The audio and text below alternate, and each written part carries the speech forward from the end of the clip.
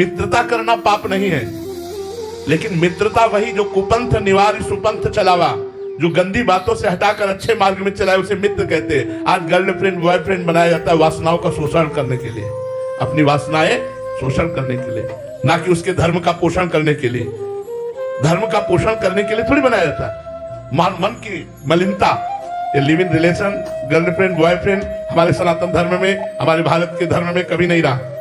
पीछे आप उठा करके ग्रंथ देख लीजिए या बुजुर्गों से पूछ लीजिए, ये मोबाइल और गर्लफ्रेंड बॉयफ्रेंड और लिव इन रिलेशन, ये सब कलयुग भगवान की नई नई चालें हैं, जिससे हम लोग अपने मार्ग से भ्रष्ट होते चले जा रहे हैं। चाल में फंस गए थे तो अभी बाहर कैसे निकले? अगर किसी को हमने प्यार किया, करो, लेकिन प्यार करो।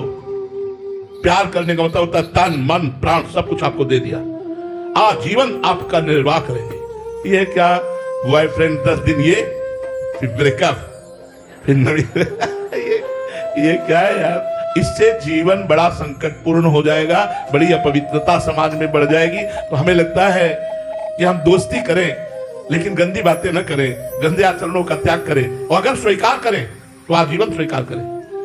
हाथ मिलाया तो आजीवन के लिए हाथ मिलाओ, सोच समझ के हाथ मिलाओ, आजीवन निर्वाह करो। यहाँ तो सुनने को मिलता है कि प्रेम विवाह हुआ, लव मैरिज, और फिर डिवोर्स हो गया। डिवोर्स क्या? प्यार कहाँ हो रहा है? इसलिए मुझे लगता है थोड़ा सोच समझ के कदम बढ़ाना चाहिए। डॉक्टर पृथ्वी दवे जी राजकोट से। राधे राधे महाराज जी। महाराज जी, यदि प्रभु किसी मनुष्य को निमित्त बनाकर शरणागत साधक की सहायता करें तो साधक ये विवेक कैसे धारण करे कि आया हुआ सहायक वास्तव में प्रभु के द्वारा भेजा है, ना कि माया के द्वारा?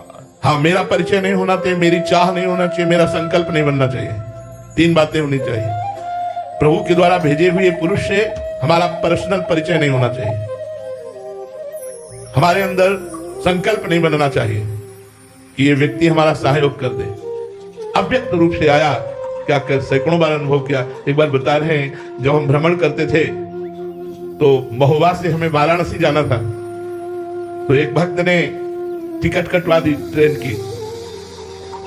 अब हमें ज्यादा संसारिकता का ज्ञान तो है नहीं, तो जनरल की टिकट थी और उन्होंने 3 स्टेशन की टिकट कटवाई, और महोबा से हमें वाराणसी जाना था, और बैठाल दिया हमको अच्छे वाले उसमें।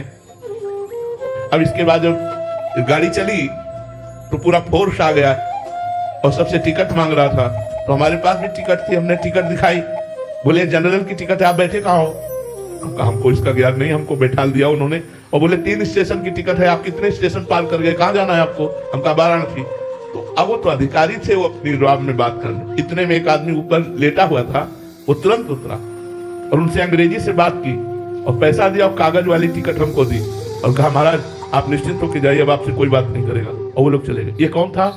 ये केवल परमात्मा का भेजा हुआ व्यक्ति था, जिससे हम कोई परिचय नहीं जानते, जिससे हमने कहा नहीं, कोई संकल्प नहीं बना, और वो व्यक्ति हमारा सहयोग करता है तो हमारे परमात्मा के द्वारा भेजा हुआ है। और जो हमारे परिचय का है, जो हमारा संकल्प लगा, हमारी इच्छा लगी, वो परमात्मा भेजा हुआ नहीं है, वो मेरे परिचय का है।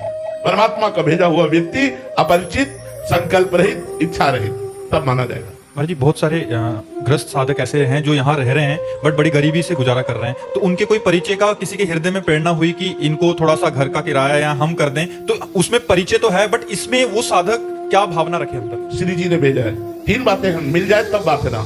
आप हमारे परिचय के हैं, हमने आपसे संकल्प किया, याचना की, मांगा, इच्छा की, तो आप परिचय के, लेकिन हम चाहते नहीं, हमने आपसे मांगा नहीं, और आप हमारी उस अव्यवस्था को दूर करने के लिए, तो मुझे लगा मेरे भगवान ने आपको प्रेरित किया है, ऐसी भावना कर लेनी चाहिए कि भगवान के द्वारा ये प्रेरित है। नंदन प्रजापति जी मुंबई से। राधे राधे महाराज जी। गुरुदेव भगवान, जब हम सब भगवान के बच्चे हैं तो फिर भगवान ने काम, क्रोध, मोह, मद, मत्सर इन 5 को क्यों प्राथमिकता दी है कि ये मतलब प्राथमिकता कहां दी? प्राथमिकता तो आपकी दी है। बच्चे तो वो भी है ना, वो बच्चे नहीं है क्या? वो भगवान के बच्चे नहीं है क्या? जब सब भगवान के द्वारा रचा गया है तो काम, क्रोध, लोभ, मोह, मद, मत्सर ये भी भगवान के द्वारा रचा गया है। एक स्कूल में जब कबड्डी का खेल होता है तो एक ही क्लास के बच्चों को 2 विभाग कर दिए जाते हैं, 2 पक्ष बना दिए जाते हैं। उनमें एक हारने वाला होता है, जीतने वाला पक्ष बनता है। एक ही क्लास है, हम एक ही परमात्मा के बच्चे हैं। जैसे हम है वैसे काम है। काम भगवान का पुत्र है। श्री कृष्ण भगवान के पुत्र प्रद्युम्न के रूप में कामावतार होता है। आप पढ़ के देखो, भागवत शास्त्रों को पढ़ के देखो, ये सब भगवान के अंश से ही तो बलवान है। हाँ, अब इसमें खेल है, हम भगवान का भजन करते हुए इनको प्राप्त करें और आगे निकल जाए। क्यों बनाया ऐसा नहीं कहा जा सकता। सृष्टि भगवान ने संपूर्ण सृष्टि बनाई, उनका बगीचा सब कुछ है। आप पाप है, पुण्य है, दुष्ट है, महात्मा है, अच्छा है, बुरा, सब। आप क्या लेना चाहते हो? आप कैसे चलना चाहते हो? तो आप अगर विजयी बनना चाहते हो तो भगवान का नाम जप करके काम क्रोध पर विजय प्राप्त करो। अगर भोगी बनना चाहते हो तो भगवान से विमुख होकर भोगों में रत हो जाओ। भगवान ने क्यों बनाया ये प्रश्न नहीं किया जा सकता, क्योंकि भगवान की मौज उनके ऊपर किसी का शासन थोड़ी है। आनंद तो तभी आता है जब हमारा विपक्ष जोरदार हो। कायर पुरुष डरता है, वीर बहादुर विपक्ष को ललकार कर छाती पे वार करता है। काम क्रोध लोभ मोह मत मत्सर ये भगवान के ही अंश है, और मैं भी भगवान का अंश हूं, और उतार दिया हमें रण क्षेत्र में। अब हमको भगवान के नाम जप से, भगवान के यश कीर्तन से, भगवान के भक्तों की चरण रज के प्रताप से इनको परास्त करके भगवान को प्राप्त करना है। हमें कायरता थोड़ी कि भगवान ने क्यों बना दिया, नहीं, भगवान ने खेल रचा है। इस खेल में हम विजयी होंगे यदि हम भगवान का नाम जप करेंगे, भगवान के भक्तों का संग